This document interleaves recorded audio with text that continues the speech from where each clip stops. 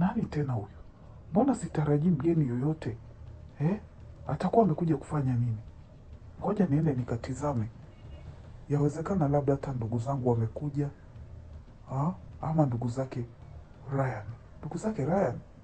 Ndugu gani? Sijui. Ngoja niende nikaangalie.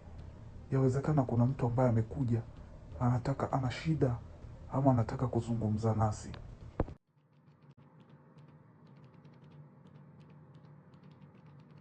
Mke wangu, mbona umerudi?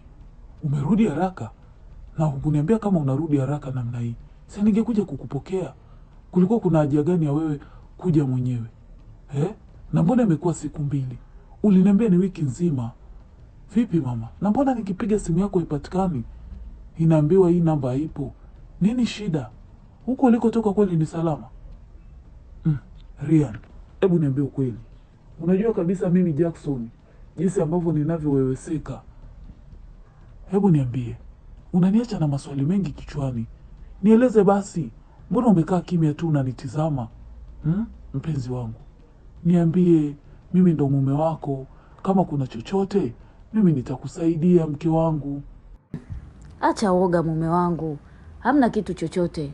Nimeamua tu kurudi kwa sababu kazi wameiahirisha. Sasa nitakaa kule nafanya nini?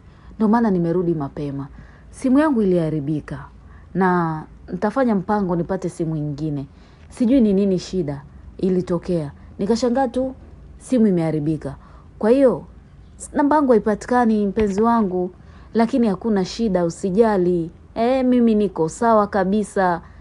Jackson, ama hujafurahi kuniona mpenzi wangu? Mbona ni kama haujafurahi hivi, ama kuna kitu chako ambacho ulikuwa unafanya? Manake sio kawaida ya wewe kufanya hivyo. Baby. Hapana bana. Nimeshangaa tu. Yaani umewahi kurudi isivyo kawaida. Nikajua basi kuna tatizo. Basi nimefurahi mke wangu. Manake nakwambia, nilikuwa na mawazo. Yaani hapa nikapashe chakula ni ile. Basi ni vizuri ukanipashia kile chakula ambacho umenipikia. Tukimalize kwanza, alafu upike kingine. Ama unasemaje? Alafu nilikuwa nimechoka pia na kupasi, kusafisha viatu. Si unajua hizo kazi wewe uwaga unanisaidia. Mimi bora hata nipike kuliko hizo kazi nyingine. Kwa hiyo mke wangu nimefurahi umerudi. Karibu nyumbani mama. Lakini mimi nashangaa kwa nini hukunitaarifu ili nije nikupokee. Kwa sababu unajua namna gani ambavyo mimi napenda kuja kukufuata. Mume wangu, usijali, wewe uoga unanifuata kila wakati. Leo nimeona nije nisikuchoshe. Haya. Ngoja basi mimi nikaoge tuje tupige story. Manake huko barabarani kumekuwa na mambo mengi sana ambao unajua unahitaji kuyafahamu. Nimeona vitu vingi, nimeona wanyama, nilikuwa sijasafiri kwa basi muda mrefu sana. Kwa hiyo nina story nyingi ambazo napenda nikuhadisie. Ngoja nikaoge, alafu nitakuja mume wangu tuweze kuzungumza, si ndio? Ryan, kuna kitu unanificha. Wewe toka lini ukaenda kuoga mwenyewe? Si huwa tunaenda wote? Mbona leo unaniambia ukaoge? Hebu niambie vizuri bwana. Nini ambacho kiko hapo katikati? Yaani alafu umekuja sio Ryan ambaye nimemzoea. Ryan ni mchangamfu. Vipi leo mbona umekuja hivyo? Unanifanya napata wasiwasi. Baby, uchovu umenichanganya mpaka sasa nataka nikaoge mwenyewe. Twende basi mpenzi wangu tukaoge. Twende tukaoge. Lakini wewe nakusikia tayari umeshaoga. Nakusikia unanukia fresh mume wangu. Usijali, nakuja sasa hivi. Nimechoka sana. Naomba nikaoge, tuje tupige basi story. Umshikaji vipi mbona apokee simu? Yaani kidogo ningebambwa hapa.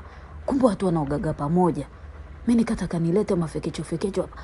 Sasa huyu angepokea simu angeniambia. Sasa anajua mimi sijui kupika. Hapa nitafanyaje? Mbona nitaumbuka? Tumefanikiwa kuhaki namba zao. Sasa Ryan, ni lazima nipate kitu ambacho nakitaka.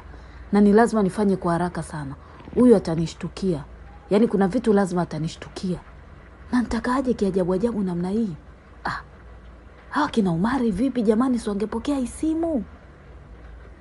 Mpaka sasa nitabambwa. Wacha kwanza nijidai nimeoga. Najua tu nitafanikiwa. huyu Zoba nitampiga bao la kisigino. Omari mshikaji, sasa hivi Ryan yuko ndani ya nyumba, sijui huko anayoweza majukumu ya umama, manake ule kaka kidume ujue yaani nimemdesign mpaka nimechoka. Sasa sijui huko atakuwaje, asija akashtukiwa, manake akishtukiwa mingo imefurumuka, wote tunawekwa ndani na kuambia wewe Omari. Asija akafanya mafekeche akajidai kwamba akajisahau, manake yule kwa kujisahau jambo. Yaani ananifanya nakuwa na wasiwasi. Alafu nimesahau simu kitaa, inabidi nirudi nikaangalie simu. We simu yako Omari unayo? Kwa sababu akinikosa mimi kisoda atakutafuta wewe Omari. Unayo simu yako hapo?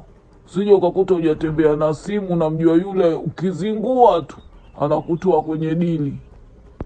Nyewe washikaji vipi? Anatoa kwenye dili hilo vipi? Simu yangu sina, simu yangu nimeiacha kwenye chaji. Kwani wewe hujui moto ulikata? Ngoja atapambana kule yule mtu mzima, mpaka ameamua kuingia kule akatafute pesa, ina maana atapambana. We kisoda, mbona unaogopa kama umemtuma mtoto mdogo yule? Yule mtu mzima tena anajua kukwaruka kishenzi. Mwache uone kama hajatoka kule na hajaleta mipesa. Sasa sisi tunatakiwa tuwe wajanja, tumtumie hivi tudidai rafiki yetu tu kwa manufaa yetu. Ama unasemaje kisoda? Alafu we kisoda, we mnafiki kama nini? Waga unakujaga kunigeuka ukikaa naye, sijui anakuongaongaga vitu gani, yani unashangaa na kukuta ushanigeuka tayari. Sio kitu kizuri wala nini, sisi wana ujue, alafu wa kitambo. Tatizo lako wewe Omari, we binafsi. Yani mwenzako kajitoa mwanga ujue, mpaka kuingia katika ule mjumba. We ule mjumba unaujua? Yani kaenda kuigiza maisha ambayo hajaishi ili tu tupate pesa, alafu nataka tu tumpige changala macho. Alafu Omari, we mshikaji wangu, na mambo ya ajabu, mambo meusi. Hebu wache hizo tabia we Omari. Akifa yule, wewe unafikiri utafurahi? Yule rafiki yetu, mshikaji wetu, bila yule ungejua sisi tusingepata chakula.